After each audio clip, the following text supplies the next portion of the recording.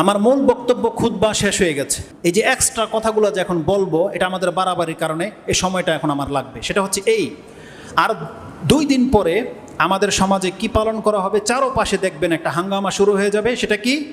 শবে বরাত। এই শবে বরাত জুমলাটা আসলে আমাদের ব্যবহার করাটা উচিত নয়, কারণ শবে বরাত এটা যেহেতু ফার্সি শব্দ, এটার আরবি যদি করেন তাহলে কি হবে? লাইলাতুন নাজাত বা লাইলাতুল বারাত। আর এই শব্দটা অনেকে দেখেন, মানুষ আপনাদের হিতাহিত জ্ঞানেরকে আমি প্রশ্ন করতে চাই, যখন টিভিতে বসে এই ধরনের কথা বলে, আমাদের আলেমরা যখন বলে যে শবে বরাত বলতে কোনো শব্দ কোরআন হাদিসে নাই, তখন পাল্টা তারা জবাব দিয়ে কি বলে, আরে বেটা এটা তো ফার্সি শব্দ, এটার আরবিটা আছে। কি আছে? লাইলাতুন নিসফু মিন শাবান, আরবিটা আছে, নাই কেন? আমি আপনাকে বলতে চাই, তাহলে যদি আপনি আরবিটা ব্যবহার করেন তাহলে আমি আপনার কথার সাথে একমত। তাহলে শবে বরাত নয়, বরং আপনি আরবিতেই বলবেন লাইলাতুম নিসফি শাবান। এইভাবে বলেন যে এটা হলো শাবান মাসের অর্ধেক রাত বা 15 শাবানের রাত। এটা বলেন, বাংলায় বলেন যে 15 শাবানের রাত।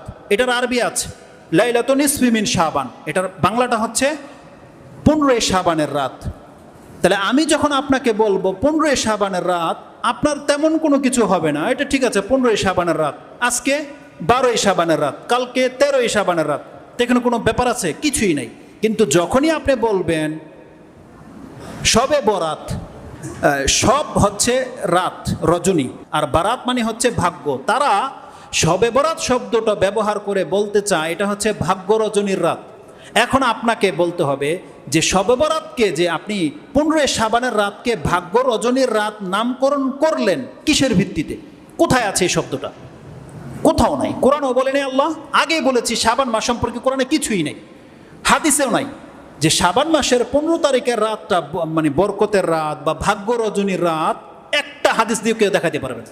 আর হাদিস তো জাল জয় পড়ার কথা, হাদিসেই নাই, এই শব্দটাই নাই। মানে এটা যে ভাগ্য রজনীর রাত, এটা একটা বানানো কথা, কোনো ভিত্তি নেই।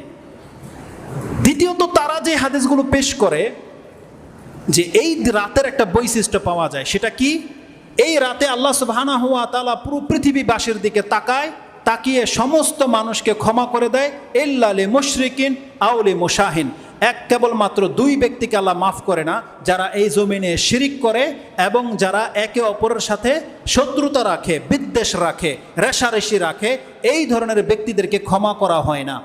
এই হাদিসটাও ওলামাদের নিকট জয়ীফ, কিন্তু নাসরুদ্দিন আলবানী এমন একজন মুহাক্কিক, তিনি যেহেতু হাদিসটা বিভিন্ন সনদে এসেছে, বিভিন্ন সূত্র ধরে এসেছে, আর তার স্বভাব হচ্ছে তিনি তাহাকিক করে যখন দেখতে পায় একটাই হাদিস যদিও দুর্বল কিন্তু বিভিন্ন রাস্তা থেকে এসেছে, তখন তিনি সতর্কতামূলক এটাকে গ্রহণ করে নেয় যে এটা গ্রহণ করা যেতে পারে। আমলিয়ান ব্যাপার, আমল করলে কোনো ক্ষতি নেই, সেটাকে তিনি হাসান হুকুম লাগিয়ে দিয়ে সেটাকে কি করা হয়েছে? গ্রহণযোগ্যতায় নিয়ে এসেছে। এই হাদিস যদি আপনিও গ্রহণ করেন উত্তম হবে, ভুল হবে না। মেনেই নিলাম যে আল্লাহ সুবহানাহু ওয়া তাআলা শাবান মাসের 15 তারিখের রাতে পুরো পৃথিবীবাসীর দিকে তাকায়, তাকিয়ে আপনাদের সবাইকে ক্ষমা করে দেবে, শুধুমাত্র কবর পূজারে মুশরিকরা বাদে, আর যারা বিদ্বেষ রাখে তারা বাদে।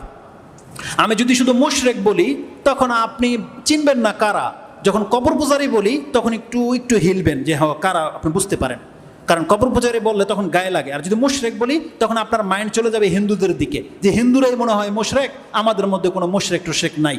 জেনে নেন, যারা আল্লাহর সাথে শিরিক করে এমন কোনো ব্যক্তিকে মাফ করা হয় না, আর যারা একে অপরের সাথে শত্রুতা বিদ্বেষ রাখে তারা মাফ করা হয় না। এই হাদিসটাকে ইবনে মাজাহ কোট করেছেন 1390-তে হাদিসটাকে কোট করেছেন।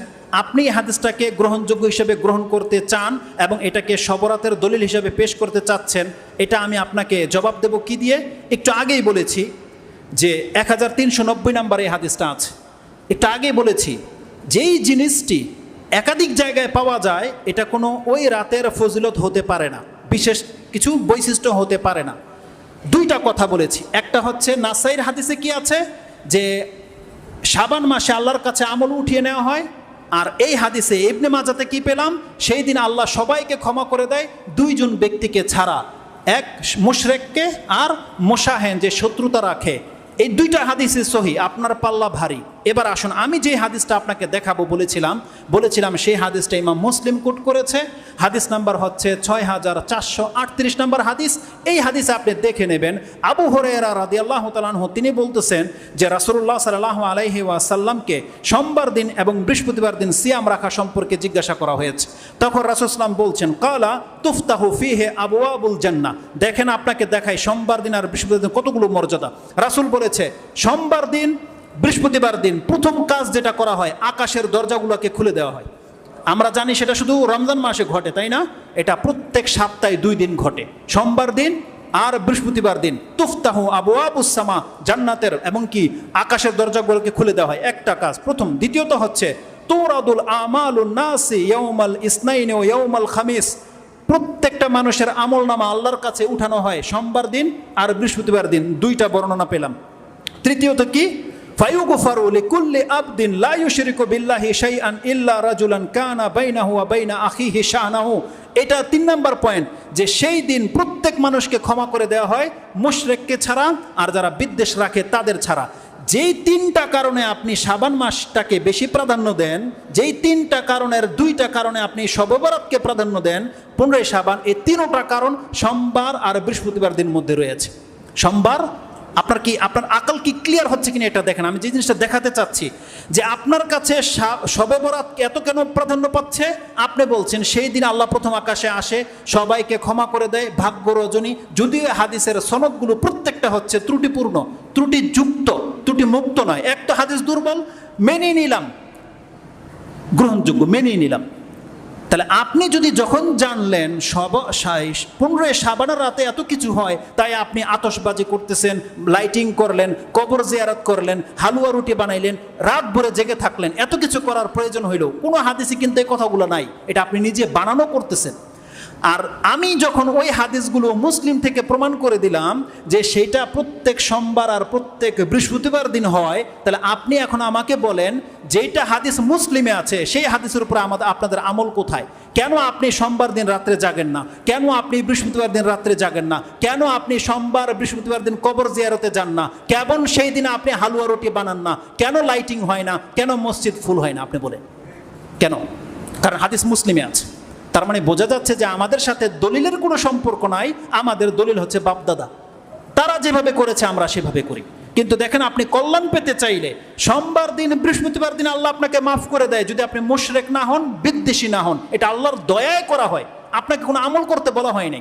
যদি কোনো ব্যক্তি শাবান মাসে বা সোমবার বৃহস্পতিবার দিন আল্লাহর পক্ষ থেকে এই ফ্যাসিলিটি পেতে চান, আপনার জন্য করণীয় হলো আপনি সব সময় শিরিক মুক্ত থাকার চেষ্টা করেন। এটা আপনার করণীয়।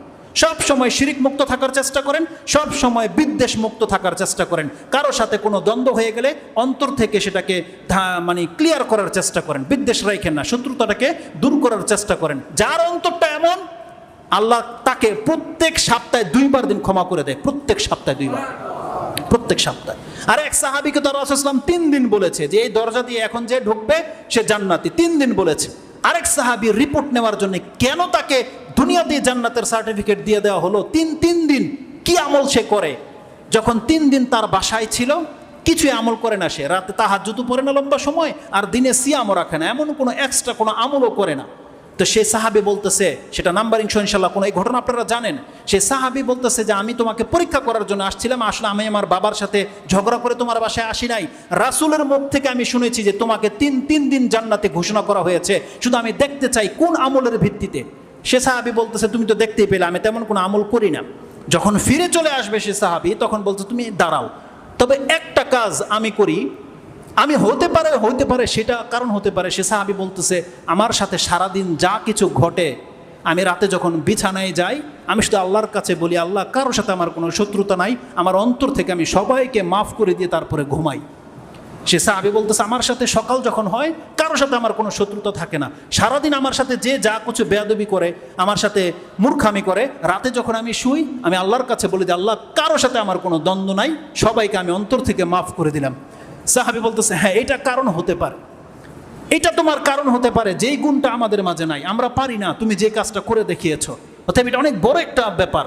অতএব আমরা যদি শত্রুতা বিদ্বেষ মুক্ত হয়ে বাঁচতে পারি, মুশরিক থেকে যদি নিজেকে বাঁচিয়ে রাখতে পারি, আল্লাহর পক্ষ থেকে আল্লাহর রহমতে সপ্তাহে 2 দিন আপনাদেরকে ক্ষমা করে দেওয়া হয়। আল্লাহ যেন আমাদেরকে তাদের অন্তর্ভুক্ত করে। আমরা আল্লাহর কাছে দোয়া করি, আল্লাহ তুমি আমাদেরকে তাদের অন্তর্ভুক্ত করো যারা প্রত্যেক বৃহস্পতিবার প্রত্যেক সোমবার আসলেই ক্ষমা করে দেওয়া হয়। আল্লাহ তুমি আমাকে এবং আমাদের ভাইদেরকে তাদের অন্তর্ভুক্ত করো। ওই মা বোনদেরকে আল্লাহ তাদের অন্তর্ভুক্ত করো, তারা যেন একে অপরের সাথে রেষারেষি না রাখে। সামান্য একটু বাচ্চার কারণে, একটু খাদ্যের কারণে, সামান্য একটু জায়গা সম্পত্তির কারণে তারা ভাই ভাইয়ের মধ্যে দ্বন্দ্ব লাগিয়ে দেয়। ওই সমস্ত মা বোনদেরকে যেন আল্লাহ সুবহানাহু ওয়া তাআলা ক্ষমা করে দেয়, তারা যেন এমনটা না করে। ইয়া রাব্বাল আলামিন, সুবহানা রাব্বিকা রাব্বিল ইজ্জাতি আম্মা ইয়াসিফুন ওয়া সালামুন আলাল মুরসালিন, আলহামদুলিল্লাহি রাব্বিল